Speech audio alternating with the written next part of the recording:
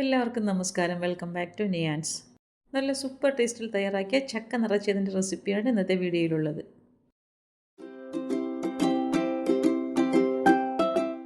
ഇത് തയ്യാറാക്കുന്നതിന് വേണ്ടി 1 ടീസ്പൂൺ നെയ്യ് പാനിലേക്ക് ഒഴിച്ചു കൊടുക്കാം. നന്നായി മെൽറ്റ് ചെയ്യുമ്പോൾ അതിലേക്ക് 2 നേന്ത്രപ്പഴം അരിഞ്ഞത് ഇട്ട് കൊടുക്കാം. എന്നിട്ട് നന്നായിട്ട് ഇതിനെ ഒന്ന് വഴറ്റി കൊടുക്കാം.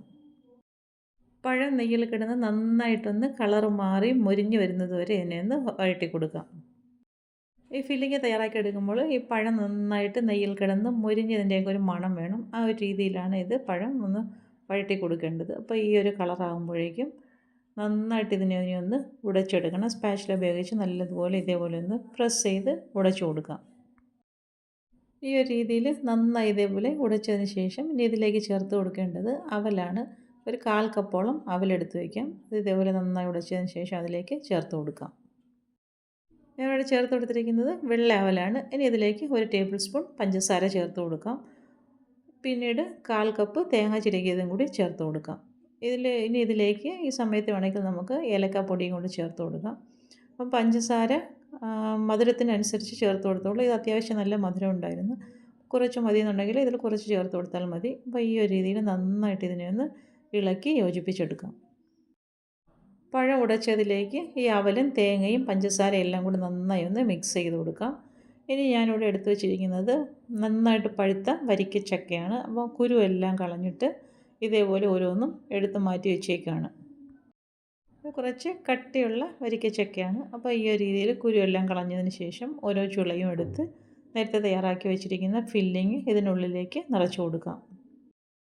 ഈ ഒരു രീതിയിൽ ചുളയുടെ വലുപ്പത്തിനനുസരിച്ച് നമുക്ക് ഫില്ലിങ് ഇതിനുള്ളിലേക്ക് ആക്കി കൊടുക്കാം. എന്നിട്ട് നന്നായിട്ട് സൈഡെല്ലാം ഒന്ന് പ്രസ് ചെയ്ത് ഫില്ലിങ് പുറത്താകാത്ത രീതിയിൽ ആക്കി കൊടുക്കാം. പഴത്തിൻ്റെ മയം ഉള്ളതുകൊണ്ട് തന്നെ അവലും തേങ്ങയെല്ലാം നന്നായി അതിലേക്ക് പിടിച്ചിട്ടുണ്ട്. അപ്പോൾ ഈ ഒരു രീതിയിൽ നന്നായിട്ട് ഫില്ല് ചെയ്ത് പ്രസ് ചെയ്ത് വയ്ക്കാം. ഇനി ഓരോ ചുളയിലും ഈ ഒരു രീതിയിൽ ഫില്ലിങ് വെച്ച് കൊടുത്ത് നിറച്ചെടുക്കാം. മധുരത്തിന് വേണ്ടി പഞ്ചസാരയ്ക്ക് പകരം നമുക്ക് ശർക്കര വേണമെങ്കിൽ ഇതിലേക്ക് ചേർത്ത് കൊടുക്കാം. ഇതാ ഈ ഒരു രീതിയിൽ നന്നായിട്ട് ഫില്ല് ചെയ്ത് പ്രസ് ചെയ്ത് കൊടുക്കാം. എല്ലാ ചക്കച്ചുളയിലും ഈ ഒരു രീതിയിൽ ഫില്ലിങ് തയ്യാറാക്കി വയ്ക്കാം. ഈ ഫില്ലിങ് തയ്യാറാക്കി എടുക്കുമ്പോൾ നമുക്ക് ഈന്തപ്പഴമോ കാഷ്യൂനട്ടോ കിസ്മിസോ അങ്ങനെ എന്തെങ്കിലുമൊക്കെ ഉണ്ടെങ്കിൽ ഇതിലേക്ക് ചേർത്ത് കൊടുക്കാം. ഈ ഒരു രീതിയിൽ ഞാനിതെല്ലാം ചക്കച്ചുളയിലെല്ലാം ഫില്ലിങ് വെച്ച് കൊടുത്ത് തയ്യാറാക്കി എടുത്തിട്ടുണ്ട്. ഇനി ഒരു ബാറ്റർ തയ്യാറാക്കി എടുക്കണം. അതിന് വേണ്ടി 1/2 കപ്പ് മൈദ ഒരു ബൗളിലേക്ക് ഇട്ട് കൊടുക്കാം. അതിലേക്ക് ഒരു നുള്ളു ഉപ്പും നുള്ളു സോഡാപ്പൊടിയും കൂടി ചേർത്ത് കൊടുത്ത് നന്നായിട്ടൊന്ന് മിക്സ് ചെയ്തെടുക്കാം. നല്ലൊരു തിക്ക് ബാറ്ററാണ് നമുക്ക് വേണ്ടത്. അപ്പോൾ ആ ഒരു രീതിയിൽ വെള്ളം ഒഴിച്ച് നന്നായിട്ട് ഒന്ന് കലക്കിയെടുക്കാം.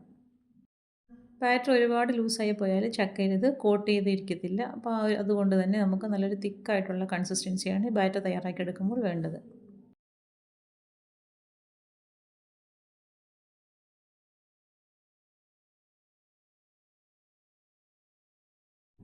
ഈ ഒരു രീതിയിൽ നല്ല തിക്കായിട്ടുള്ള ബാറ്റർ തയ്യാറാക്കിയെടുക്കാം. ഇനി നമ്മൾ തയ്യാറാക്കി വെച്ചിരിക്കുന്ന ഓരോ ചക്കച്ചുളയും ഇതിലേക്ക് ഇട്ട് കൊടുത്ത് നന്നായിട്ടൊന്ന് കോട്ട് ചെയ്തെടുക്കണം.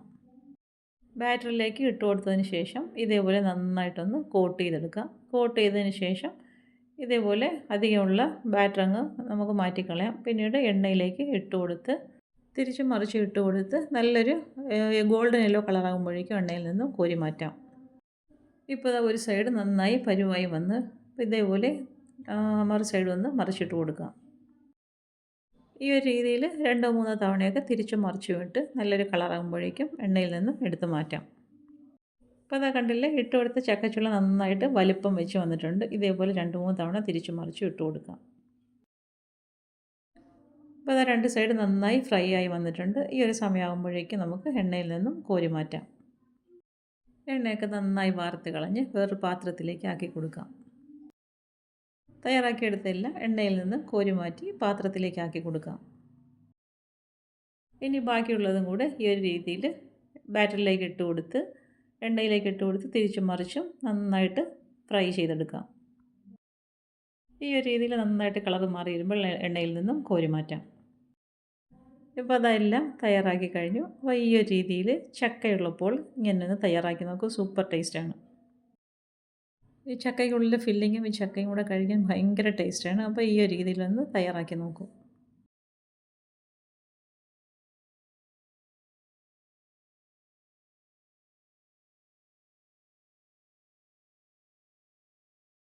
ഇനി ഇതിൻ്റെ ഉൾവശം ഒന്ന് മുറിച്ച് കാണിക്കാം. അതാ കണ്ടില്ലേ എത്രത്തോളം ടേസ്റ്റി ആയിരിക്കും എന്ന് കാണുമ്പോൾ തന്നെ അറിയാമല്ലോ.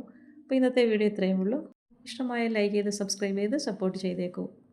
വീണ്ടും അടുത്ത വീഡിയോയിൽ കാണുന്നത് വരെ ബൈ ഫ്രം നിയാൻസ്. Thanks for watching.